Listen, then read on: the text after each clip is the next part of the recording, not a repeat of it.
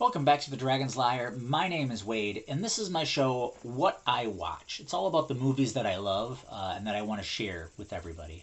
So, obviously, today I am sharing The Terminator, which is the very first in the whole franchise. Along the way, they've taken some twists and some turns. I'm not a big fan of Terminator 3. However, I do think Terminator 2 is one of the best science fiction slash action movies of all time. Hands down. The Terminator franchise altogether, I think, is pretty cool. And there's just so much to talk about. So this is the very first one, starring, of course, Arnold Schwarzenegger, Linda Hamilton, who's done some really amazing, cool things for movies and ladies in movies, and then Michael Biehn, who I've met. Michael Biehn, it's pretty cool. I got to meet Michael Biehn at Comic Con. So let's talk about it. We here at the Dragon's Lair show up on Instagram, YouTube, and TikTok as the space dragons space liar or the underscore dragons underscore liar. The Terminator has a Rotten Tomato score of 100%, has an audience approval score of 89%. It's rated R, science fiction action thriller, directed by James Cameron. Some people love him, some people don't. Original release date, October 24th, 1984. I was like one. I wasn't one yet. I was close to being one. Runtime, hour 48 minutes. If you haven't seen The Terminator, I do want to throw out some warnings out there. There's a lot of shooting. There's a lot of F-bombs. And there's even a sex scene. It's kind of conservative, but you see stuff. So I got your back, parents. I'm looking out for you. I love it. A synopsis that I wrote for it, actually, let me back up. There's a very special guest star of Lance Hendrickson. And the reason why Lance is important is, guess what? Lance is one of the very few people in Hollywood history to ever been killed by a Terminator, an alien, and a Predator. Check it out. There's only like 3 people in all of movie history who's been killed by all 3 of them. Some people come close. If you know who one of the other people is to be killed by an alien, a Terminator, and a Predator, there's one person who's a guy who I'm thinking of right now. Go ahead and leave it in the comments. A synopsis that I wrote is, a woman is rescued by a mysterious man from another man who's trying to kill her. They go on the run in the streets of LA in a wild attempt to survive. That's a synopsis that I wrote because I'm trying to not ruin things for you. Maybe you've already seen it. Like I said, it's a pretty old movie, so you probably already know all about it through pop culture. But some of the great quotes that we now have from this movie is the whole "I'll be back" and the "Come with me if you want to live." Both great quotes by Arnold. The acting is pretty good in this movie. Linda does a great job of being scared out of her mind. And Arnold does a great job of being a robot. To me, the story of The Terminator, so just this movie, The Terminator, is a story about bravery, courage, and love's ability to help humans overcome all obstacles. It's a pretty crazy situation that she finds herself in, being hunted by another person who seems to be unstoppable in every way, shape, or form. That's kind of where I feel almost that there's almost a horror element to it, because you can't stop Arnold. And Michael Biehn is trying to help Linda survive. At a certain point in this movie, she's at a nightclub called Tech Noir. I don't know if Tech Noir was ever real. Maybe it was in LA. But anyways, she's there, and the Terminator's trying to find her, and Michael Biehn is trying to find her. This is before they meet up. And the Terminator, like, walks by. So he's, like, scanning the room for her, right? And she's sitting down at a table. And someone else had sat at this table, because it's a nightclub, right? So there's, like, dirty glasses and stuff there. And because this movie has something to do with time travel, I hope I'm not ruining that for you, there's all these questions about fate.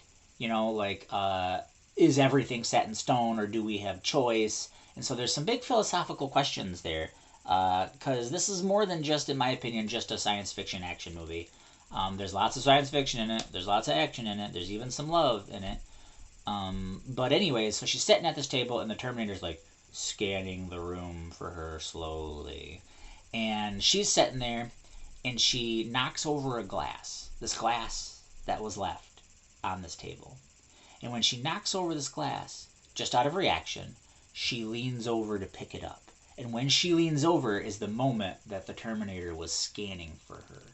So it always makes me think, a part of the storytelling of this movie is, if the people before her in this world of the movie had not gone out that night, or had not set that glass down, or had sat at a different table, or one of 80,000 other options, would it have all ended differently? And so I think through the storytelling, Cameron is trying to say that we do have choice. If you go into the second movie, there's a famous quote from the second movie that says, we have no fate but what we make for ourselves.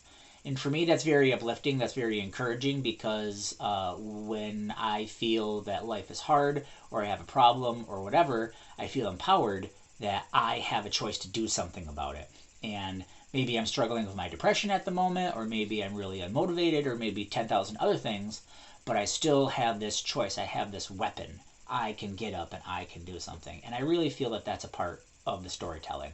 I don't feel like fate is set in action. And maybe some bigger things it might be, because I'm a Christian and I believe in the end of the world and Jesus is coming back, and I'm not afraid to say that. So maybe that is set in stone, but a lot of other things, we probably have a pretty big hand in it. I feel like this story is a classic telling of the struggle between man and fate, where conviction and determination can literally move mountains. Because they try everything they can to survive and run from the Terminator. I also feel like this movie is pretty important because, although there may have been books, and although there may have been all sorts of other media before it in October 24 of 1984, this is like the first movie that hit the motion picture screen where it was robots became intelligent and took over everything, and then there's this post-apocalypse in the future. Because the only other media source that I can think of at the moment where post-apocalyptia was dealt with was the Mad Max series, which was before it in the 70s. Although I think Mad Max 2 was like 81, but definitely Mad Max 1, which was not post-apocalypse yet.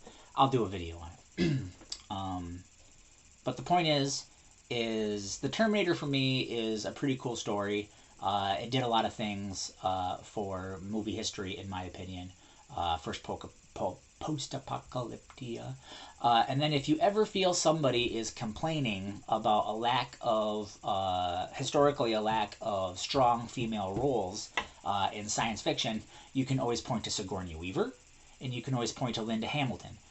Because, like I said, there is a sequel to this movie, and Linda Hamilton only agreed to do the sequel if her character, Sarah Connor, had gone through a change and became stronger. And that is like a side movie fact that I found out in a documentary about Linda Hamilton. She would only do it if her character had gone through this character change and became stronger, and like, you know, the will to survive and the will to live. And that is a big deal of the current concept that we have of Sarah Connor. Because Sarah Connor is hardcore. Her character has become a great hero.